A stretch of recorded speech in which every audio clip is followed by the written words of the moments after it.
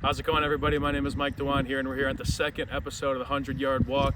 I'm here with new Hobart football head coach Eric Schreiber Jr. Coach, welcome to Hobart. How are we doing today? Great, man. It's beautiful weather. Yeah, not terrible. It's 70 degrees. This is my type of football weather for sure. About a month into the job, you were hired about almost a month to the day.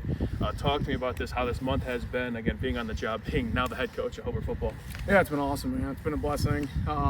It's been a lot of administrative stuff, getting the staff together, planning our spring and summer practices, getting our off-season workouts, kind of continuing what we had started about a month prior to me taking over. And I've just seen a lot of growth in the off-season, the weight room. We've got probably 30 to 40 kids playing a spring sport. The other half doing our off-season lifts. Our incoming freshman class is pretty big, about 38 to 40 of those kids. Awesome. So just getting a lot of that stuff kind of squared away.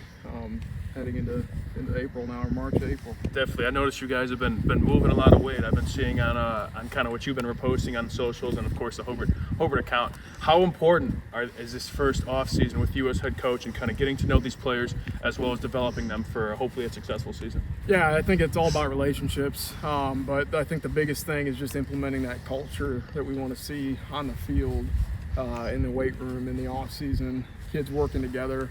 That's a big priority. It was a big priority when I was at Westside, right? But it's something that has to be established as early as possible, with as many kids as you can possibly have in the weight room at once. And it's important. It's a big part of our off-season program. It's a big part of trying to take us to the next level. Right. Our kids have bought in pretty well. Definitely. Kind of looking at your previous, again, you're a former head coach at Westside, and I think going into that was a program that, again, has had some history, but they were looking to rebuild, and you did just that in your 2 years there. Now you're head coach here, and this is kind of a program that I think we could say is already built. I think the priorities might be a little bit different, and how does that kind of affect maybe your philosophy, if it does, as a head coach? Yeah, I don't know if it really it doesn't change the mindset of the philosophy. I think that stuff stays the same. The great part is that I don't have to there's a lot of the behind the scenes stuff as a head football coach in a smaller program like Westside was. Sure.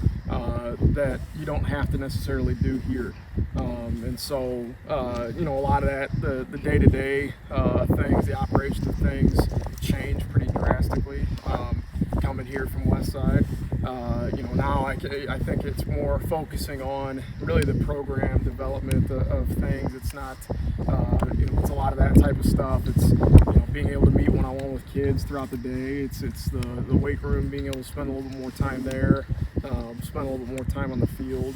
It's that type of stuff that I think is different than what it was at Westside. But yeah, philosophically, you're right. This isn't a rebuild. This isn't that type of program at all in any stretch. And so just trying to build off of what has been started by Craig Osika and what we can try to maintain and then even improve and take it to the next level.